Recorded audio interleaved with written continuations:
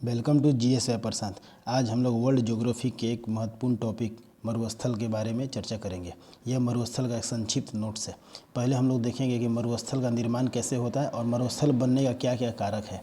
उसके बाद देखेंगे कि कौन कौन से क्वेश्चन हमारे एग्जाम में पूछे जाते हैं मरुस्थल से। ये जितने भी क्वेश्चन हैं यही क्वेश्चन हर एग्जाम में रिपीटेड होते रहते हैं, बदल बदल के पूछे जाते हैं।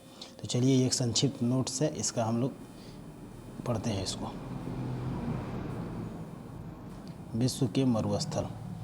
पृथ्वी पर मरुभूमि मतलब मरुस्थल। पृथ्वी पर मरुभूमि अधिकांश भाग 15 डिग्री से लेकर 30 डिग्री अक्षांशों पर पाया जाता है। पहला क्वेश्चन यही है कि पृथ्वी पर जो मरुस्थल पाया जाता है उसका लोकेशन क्या है। तो पृथ्वी के दोनों गोलार्ध यानी उत्तरी गोलार्ध और दक्षिण गोलार्ध, दोनों गोलार्ध में 15 डिग्री से लेकर 30 डिग्री अक्षांशों के मध्य में मरुस्थल पाया जाता है, जिसमें से अधिकांश मरुस्थल 23 डिग्री अक्षांशों के पास पाया जाता है। अधिकांश मरुस्थल 23 डिग्री। पृथ्वी पर देखा जाए तो मरुस्थल 15 से 30 डिग्री दोनों गोलार्ध में, उत्तरी गोलार्ध और दक्षिण गोलार्ध में, लेकिन उसमें से भी सबसे अधिक 23 डिग्री अक्षांशों के मध्य में मरुस्थल पाया जाता है। मरुस्थल पाया जाता है। ये देखिए, ये पृथ्वी है। पृथ्वी पे एक जो बीचों बीच रेखा खींची गई है जिसको हम लोग बोलते हैं 0 डिग्री अक्षांश रेखा या विषुवत रेखा। इसके उत्तर में उत्तरी गोलार्ध है, ये उत्तरी गोलार्ध, और नीचे में दक्षिणी गोलार्ध है, दक्षिणी गोलार्ध। तो उत्तर में 15 डिग्री से लेकर 30 डिग्री उत्तरी अक्षांश और दक्षिणी गोलार्ध में 15 डिग्री से लेकर 30 डिग्री दक्षिणी अक्षांश। इसी के बीच में सारा मरुस्थल पाया जाता है। और अगर हम लोग देखें तो जितने भी महाद्वीप हैं वो महाद्वीप के पश्चिमी भाग में ही मरुस्थल पाया जाता है। जितना भी मरुस्थल देखा जाता है वो कहाँ पे, तो पश्चिमी भाग, महाद्वीपों के पश्चिमी भाग में स्थित होते हैं ये मरुस्थल। और पृथ्वी पर देखा जाए तो उत्तर में 15 डिग्री से लेकर 30 डिग्री और दक्षिण में भी 15 डिग्री से लेकर 30 डिग्री, और सबसे अधिक ये 23 डिग्री अक्षांशों के पास पाए जाते हैं।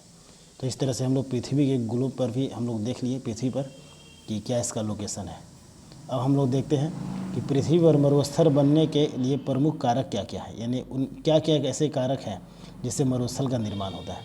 तो पहला है, पृथ्वी पर मरुस्थल बनने की 4 प्रमुख भौगोलिक स्थितियां बताई गई है।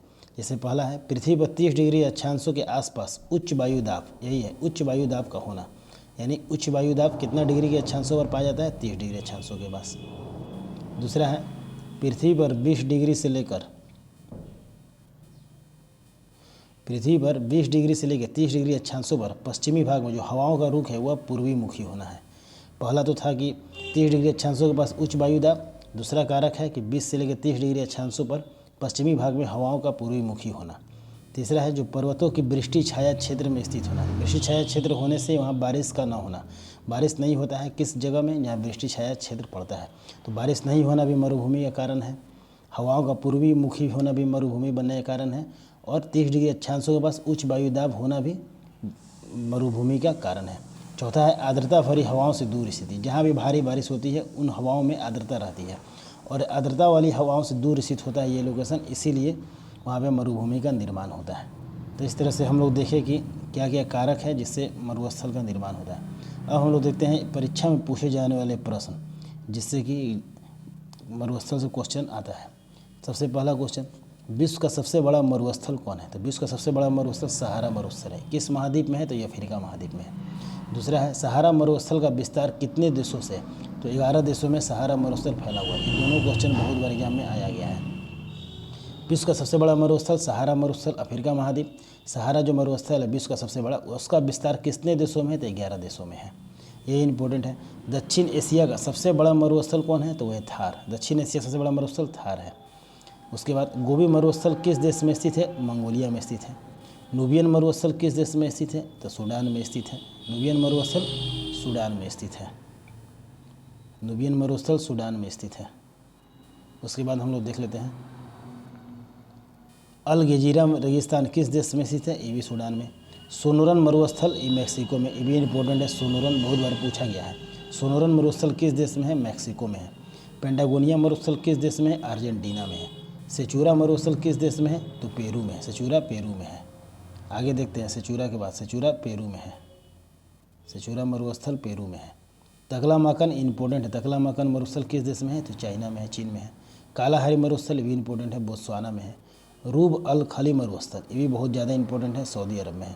दस्त कबीर ईरान में है। ये चारों बहुत इंपॉर्टेंट हैं। तगलामाकन चाइना, कालाहारी बोत्सवाना, रूब अल खाली सऊदी अरब और दस्त कबीर ईरान, ये चारों बहुत इंपॉर्टेंट हैं। अटकामा मरुस्थल किस देश में है? चिली में स्थित है। अटकामा मरुस्थल चिली में स्थित है। नेक्स्ट देखते हैं अटकामा मरुस्थल के बाद, अटकामा मरुस्थल चिली में है। विश्व के शीत मरुस्थल को किस नाम से जाना जाता है? टुंड्रा।